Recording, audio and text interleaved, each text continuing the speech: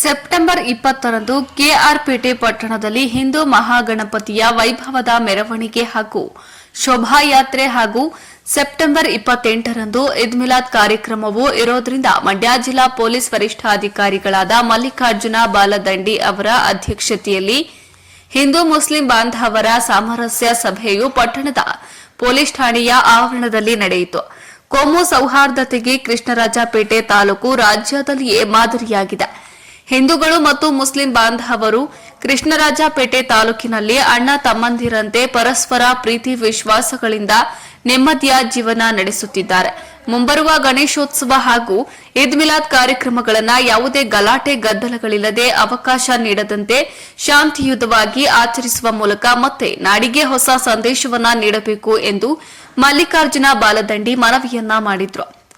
ಹಿಂದೂ ಮಹಾಗಣಪತಿ ಸಮಿತಿಯ ವ್ಯವಸ್ಥಾಪಕರಾದ ಪುರಸಭೆ ಮಾಜಿ ಅಧ್ಯಕ್ಷ ನಟರಾಜು ಮಾತನಾಡಿ, ಕೃಷ್ಣರಾಜಪೇಟೆ ತಾಲೂಕಿನಲ್ಲಿ ನಾವು ಆಚರಿಸುವ ಗಣೇಶೋತ್ಸವ ಸಮಾರಂಭವು ಭಾವೈಕ್ಯತೆಯ ಸಂಕೇತವಾಗಿದೆ. ಹಿಂದೂಗಳು ಹಾಗೂ ಮುಸ್ಲಿಂ ಹಾಗೂ ಬಾಂಧವರು ಒಂದಾಗಿ ಗಣೇಶೋತ್ಸವ ಸೇರಿದಂತೆ ಯಾವುದೇ ಸಮಾರಂಭವನ್ನ ಹಬ್ಬ ಹರಿದಿನಗಳನ್ನ ಒಂದಾಗಿ ಆಚರಿಸುತ್ತಾ ಬಂದಿದ್ದೇವೆ. ಮುಂದೆಯೂ ಕೂಡ ಗಣೇಶೋತ್ಸವ ಮತ್ತು ಈದ್ ಮಿಲಾದ್ ಕಾರ್ಯಕ್ರಮಗಳಲ್ಲಿ ಯಾವುದೇ ಗಲಾಟೆ ಗದ್ದಲಗಳಿಲ್ಲದೆ ಅವಕಾಶ ನೀಡದಂತೆ ಒಂದಾಗಿ ಆಚರಿಸುತ್ತೇವೆ ಎಂದು ಸಭೆಗೆ ಭರವಸೆಯನ್ನ ನೀಡಿದ್ರು. ಮುಸ್ಲಿಂ ಸಮಾಜದ ಮುಖಂಡ ಸೌದಿ ಫಯಾಜ್ ಕಾರ್ಯಕ್ರಮದಲ್ಲಿ ಮಾತನಾಡಿ, ಗಣೇಶೋತ್ಸವ ಸಮಾರಂಭದಲ್ಲಿ ಒಂದು ದಿನ ಮುಸ್ಲಿಂ ಬಾಂಧವರಾದ ನಾವೆಲ್ಲರೂ ಕೂಡ ಒಂದಾಗಿ ಗಣೇಶನ ಪೂಜೆ ಮಾಡಿಸಿ ಪ್ರಸಾದ ವಿತರಿಸುವ ಜೊತೆಗೆ 20ನೇ ತಾರೀಕು ನಡೆಯುವ ಮೆರವಣಿಗೆಯಲ್ಲಿ ಮಜ್ಜಿಗೆ ಹಾಗೂ ಪಾನಕವನ್ನ ವಿತರಿಸಿ ನಾಡಿಗೆ ಭಾವೈಕ್ಯತೆಯ ಸಂದೇಶವನ್ನ ನೀಡುತ್ತೇವೆ. ಇದಕ್ಕೆ ಅವಕಾಶವನ್ನ ಮಾಡಿಕೊಡಬೇಕು ಎಂದು ಸಭೆಯಲ್ಲಿ ವಿನಂತಿಸಿದಾಗ ಸಭೆಯಲ್ಲಿ ಭಾಗವಹಿಸಿದ ಎಲ್ಲ ಹಿಂದೂ ಬಾಂಧವರು ಸಮ್ಮತಿ ಸೂಚಿಸಿದ್ರು. ಪುರಸಭೆ ಹಿರಿಯ ಸದಸ್ಯ ಡಿ ಪ್ರೇಮ್ ಕುಮಾರ್, ಮುಸ್ಲಿಂ ಸಮಾಜದ ಮುಖಂಡ ಅಮಿಲ್ ಅಹಮದ್, ಪುರಸಭೆ ಮಾಜಿ ಸದಸ್ಯ ಕೆಆರ್ ನೀಲಕಂಠ ಸಭೆಯಲ್ಲಿ ಮಾತನಾಡಿದ್ರು. ನಾಗಮಂಗಲ ಡಿವೈಎಸ್ಪಿ ಚಲುವರಾಜು, ಪಟ್ಟಣದ ಪೊಲೀಸ್ ಠಾಣೆಯ ಆರಕ್ಷಕ ನಿರೀಕ್ಷಕರಾದ ಸುಮಾರಾಣಿ, ಗ್ರಾಮಾಂತರ ಪೊಲೀಸ್ ಠಾಣೆಯ ಆರಕ್ಷಕ ನಿರೀಕ್ಷಕರಾದ ಆನಂದೇಗೌಡ ಸಭೆಯಲ್ಲಿ ಭಾಗವಹಿಸಿ ಅಗತ್ಯ ಸಲಹೆಯನ್ನ ಸೂಚನೆಯನ್ನ ನೀಡಿದ್ರು. ಸೆಪ್ಟೆಂಬರ್ 20ರಂದು ನಡೆಯಲಿರುವ ಹಿಂದೂ ಮಹಾಗಣಪತಿಯ ವೈಭವದ ಮೆರವಣಿಗೆಯಲ್ಲಿ ನಾಡಿನಾದ್ಯಂತ ಆಗಮಿಸುವ ಹಿಂದೂ ಬಾಂಧವರು ಕನಿಷ್ಠ 10,000ಕ್ಕೂ ಹೆಚ್ಚಿನ ಸಂಖ್ಯೆಯಲ್ಲಿ ಸೇರುವ ಸಾಧ್ಯತೆ ಇರುವುದರಿಂದ ಗಣೇಶನ ಮೆರವಣಿಗೆಗೆ ಬೇಕಾದ ಅಗತ್ಯ ಬಂದೋಬಸ್ತನ್ನ ಒದಗಿಸಿಕೊಡುವುದಾಗಿ ಪೊಲೀಸ್ ವರಿಷ್ಠಾಧಿಕಾರಿ ಮಲ್ಲಿಕಾರ್ಜುನ ಬಾಲದಂಡಿ ಸಭೆಗೆ ಭರವಸೆಯನ್ನ ನೀಡಿದ್ರು. ವರದಿ ಡಾಕ್ಟರ್ ಕೆಆರ್ ನೀಲಕಂಠ, ಕೃಷ್ಣರಾಜಪೇಟೆ, ಮಂಡ್ಯ. 11 ಗಂಟೆಗೆ ಪೂಜೆ ಮುಗಿದ ತಕ್ಷಣ ಎತ್ತುತ್ತೀವಿ. ಒಂದು ಹೋಮ ಆದಷ್ಟು ಲೇಟ್ ಆಗಿಲ್ಲ. ಆಯ್ತು ಸರ್, ಆದಷ್ಟು ಬೇಗ 1 ಗಂಟೆ ವಿಸರ್ಜನೆ ಇರ್ಬೋದು. ಬೇರೆ ಬೇರೆ ಪ್ಲೇಸ್ನಲ್ಲಿ ಕತ್ತಲದಲ್ಲಿ ಎಲ್ಲ ಸಮಸ್ಯೆ, ಅದಕ್ಕೆ ಬೇಡ. ಆಯ್ತು. ಮತ್ತು ಎಲ್ಲ ಕಡೆಯಿಂದ ಒಂದೇ ಫ್ಲೋರ್ ಹೋಗ್ತಾ ಇರ್ತೀವಿ. ಎಲ್ಲೋ ಯಾರಾದ್ರು ಲೀಡರ್ಸ್ ಬಂದರೆ ಮಾತ್ರ ಒಂದು 5 ನಿಮಿಷ ಲೇಟ್ ಆಗ್ಬಿಟ್ಬಿಟ್ರೆ ಎಲ್ಲೋ ಬೇಕು ಅಂತ ನಿಲ್ಲಿಸೋದು, ಒಂದಷ್ಟು ಗುಂಪು ಕಟ್ಸೋದು, ಹಂಗೇನು ಮಾಡಲ್ಲ. ಎಲ್ಲ ಸರ್ಕಲ್ ಸಿಕ್ಕಿದಾಗ ಒಂದು 5 ನಿಮಿಷ ನಿಲ್ಲಿಸ್ತೀವಿ. ಅದು ಬಿಟ್ಟರೆ ಬೇರೆ ಯಾವುದೂ ಬೇಕು ಅಂತ ಎಲ್ಲೂ ನಿಲ್ಲಿಸಲ್ಲ. ಒಂದು ನಿಮ್ಮ ಕಡೆಯಿಂದ ನಮಗೊಂದು ನಿಮ್ಮಲ್ಲಿ ಒಂದು ವಿನಂತಿ, ಮಸೀದಿ ಸರ್ಕಲ್ಗೆ ಹೋದಾಗ ನಿಮ್ಮ ಡಿಪಾರ್ಟ್ಮೆಂಟ್ ಅವ್ರು ಏನು ಮಾಡ್ತಾರೆ ಅಂತಂದರೆ, ಇಲ್ಲಿರೋರಿಗಿಂತ ಜಾಸ್ತಿ ಹೊರಗಡೆಯಿಂದ ನಮ್ಮ ಅಂದರೆ DSP ಸಾಹೇಬರು ಬಂದಿರ್ತಾರೆ ಅಥವಾ ಬೇರೆ ಕಡೆಯಿಂದ ಬಂದಿರ್ತಾರೆ ಆಫೀಸರ್ಸು. ಅವ್ರಿಗೆ ಇಲ್ಲಿ ಗ್ರೌಂಡ್ ರಿಯಾಲಿಟಿ ಗೊತ್ತಿರಲ್ಲ, ವಾಸ್ತವ ಗೊತ್ತಿರಲ್ಲ. ಅವ್ರೇನು ಮಾಡ್ತಾರೆ, ಯಾವುದಕ್ಕೂ ಅವಕಾಶ ಮಾಡಿಕೊಡ್ಬಾರ್ದು ಅಂತ ಒಂದಷ್ಟು ಬೇಗ ಸ್ಪೀಡಪ್ ಮಾಡೋಕ್ಕೆ ಹೋಗ್ತಾರೆ. ಸ್ಪೀಡಪ್ ಮಾಡೋಕ್ಕೆ ಅವ್ರು ಮಾಡೋದು ಒಳ್ಳೇದಕ್ಕೋಸ್ಕರನೇ. ಆದರೆ ಅದರಿಂದ ನಮ್ಮ ಹುಡುಗರು ಒಂದು ಸ್ವಲ್ಪ ವಾದ ತಿಳಿದು ಬಿಡೋದು, ಅದರಿಂದಲೇ ಲೇಟ್ ಆಗೋದು ಹೊರತು ನಾವು ಅಲ್ಲಿ ಲೇಟ್ ಮಾಡಿ ಮುಂದಕ್ಕೆ ಹೋಗಲ್ಲ. ನೀವು ಸ್ಪೀಡಪ್ ಮಾಡೋಕ್ಕೆ ಹೋಗಿ ಪುಷಪ್ ಮಾಡೋಕ್ಕೆ ಹೋದಾಗ ಸ್ವಲ್ಪ ವಾದ ಮಾಡಿ ಇನ್ನೊಂದು 10 ನಿಮಿಷ ಲೇಟ್ ಆಗಿಬಿಡುತ್ತೆ. ಹಾಗಾಗಿ ದಯವಿಟ್ಟು ಅಲ್ಲಿ ಯಾವಾಗಲೂ ಅಲ್ಲೋದಾಗ ನಾವು ಬೇರೆ ಸಂಘಟನೆಗಳ ಥರ ಆಗಲಿ ಅಥವಾ ಮೊದಲಿನ ನಾವು ಬೆಳೆಸ್ಕೊ ಬಂದಿಲ್ಲ, ಅಲ್ಲಿಗೋದಾಗ ಅವ್ರಿಗೆ ಏನು ಅವ್ರ ಭಾವನೆ ಧಕ್ಕೆ ಬರೋಂಗೆ ಇದು ಮಾಡೋದು, ಘೋಷಣೆ ಕೂಗೋದು ಆ ಥರ ಯಾವಾಗೂ ನಾವು ನಡ್ಸ್ಕೊಂಡು ಬಂದಿಲ್ಲ. ಆ ಥರದ ಏನೂ ಆಗಲ್ಲ.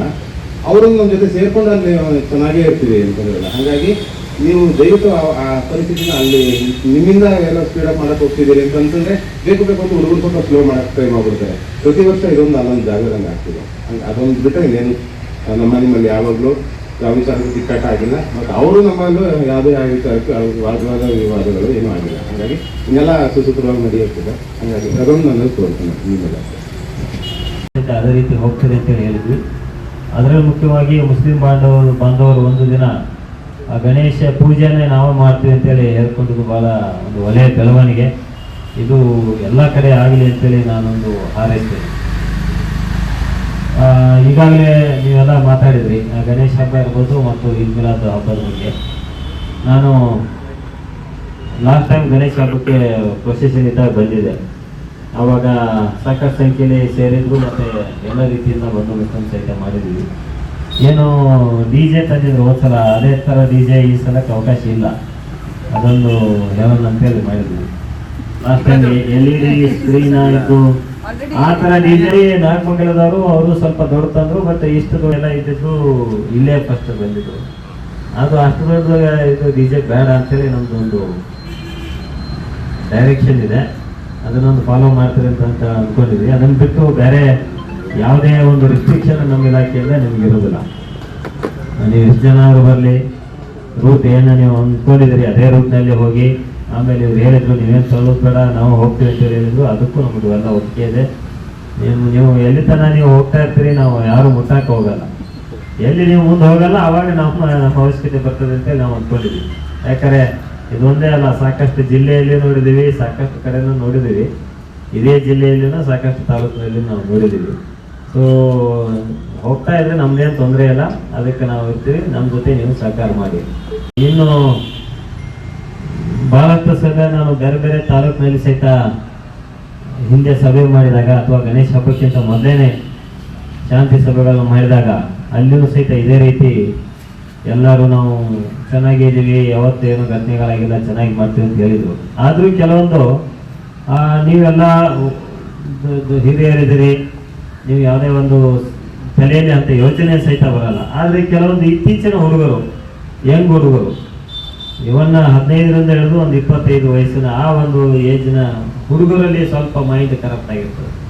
ಕರಪ್ಟ್ ಅಂತಂದರೆ ಏನೋ ಒಂದು ದ್ವೇಷ ಭಾವನೆ, ಇನ್ನೊಂದು ಸಮುದಾಯದವರಿಗೆ ಅವಹೇಳನಕಾರಿಯಾಗಿನೋ ಅಥವಾ ಅವರಿಗೆ ಕೆಟ್ಟದಾಗಿ ಭಾವನೆ ಬರುವಂತಹ ಕೆಲವೊಂದು ಸಂದೇಶಗಳನ್ನು ಸೋಷಿಯಲ್ ಮೀಡಿಯಾದಲ್ಲಿ ಹಾಕೋದು, ಅಥವಾ ಯಾವುದಾದ್ರೂ ಒಂದು ಮೆರವಣಿಗೆ ಹೋದಾಗ ದಿಟ್ಟಿಸಿ ನೋಡೋದು, ಅಥವಾ ಅವ್ರ ಫ್ಲ್ಯಾಗ್ ಯಾಕೆ ಹೋಗ್ತಾರೆ ನಮ್ಮಲ್ಲಿ, ನಮ್ಮ ಏರಿಯಾಕ್ಕೆ ಅವ್ರು ಯಾಕೆ ಬರ್ತಾರೆ ಅಂತೇಳಿ ಈ ಥರದ್ದು ಇತ್ತೀಚಿನ ಬೆಳವಣಿಗೆಗಳು.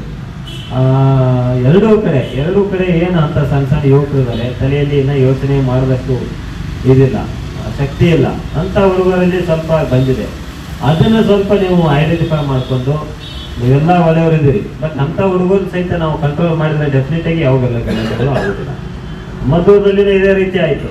ಮದ್ದೂರಲ್ಲಿ ನಾವು ಮೀಟಿಂಗ್ ಮಾಡಿದಾಗ ಮದ್ದೂರಿನವ್ರು ಭಾಳ ಜನ ಬಂದಿದ್ರು. ಮದ್ದೂರಿನವ್ರು ಎಲ್ಲರೂ ಹೇಳಿದರು ನಮ್ಮ ಹುಡುಗ ನಾವೆಲ್ಲ ಚೆನ್ನಾಗಿದ್ದೀವಿ ಅಂತೇಳಿ. ಬಟ್ ಏನಾಯ್ತು ನೀವು ನೋಡಿದ್ದೀರಿ ಎಲ್ಲ ಕಡೆ.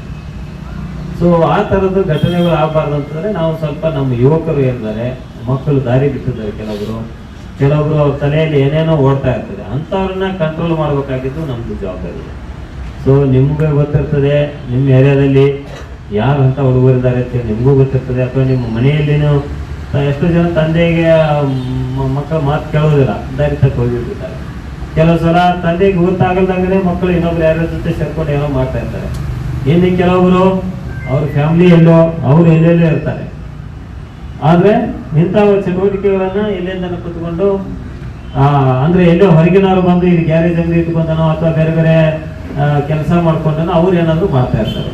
ಸೊ ಹಿಂಗೆ ಹೆಂಗಾಗಿದೆ ಅಂತಂದರೆ ಇಲ್ಲೇ ಇದ್ದು ಇಲ್ಲೇ ಜೀವನ ಮಾಡಿಕೊಂಡು ತಮ್ಮ ಹೆಂಡತಿ ಮಕ್ಕಳು ತಂದೆ ತಾಯಿ ಇಂಥವ್ರ ಜೊತೆ ಜೀವನ ಮಾಡ್ಕೊಂಡು ಹೋಗೋರು ಈ ಥರ ಚಟುವಟಿಕೆಗಳಿಗೆ ಯಾರು ಇಲ್ಲ. ಯೂಶ್ವಲ್ ಆಗಿ ಎಲ್ಲೋ ಯಾರೂ ಇಲ್ಲ, ಅವ್ರಿಗೆ ಯಾರು ಎಂತ ಮುಂದೆ ಇಲ್ಲ. ಇತ್ತೀಚೆಗೆ ಬಂದಿದ್ದಾರೆ, ಅವ್ರು ಯಾರ್ಯಾರ ಜೊತೆ ಸೇರ್ತಾರೆ, ಯಾರ್ಯಾರ ಜೊತೆ ಗುಂಪು ಕಟ್ಟುವಂತ ತಿರುಗಾಡ್ತಾರೆ, ಎಲ್ಲೆಲ್ಲೋ ಪಾರ್ಟಿ ಮಾಡ್ತಾರೆ ಅಂತ ಹುಡುಗರು ಎರಡೂ ಕಡೆ ಹೇಳ್ತಾ ಇದ್ದೀನಿ ನಾನು. ಅಂಥವ್ರಿಂದ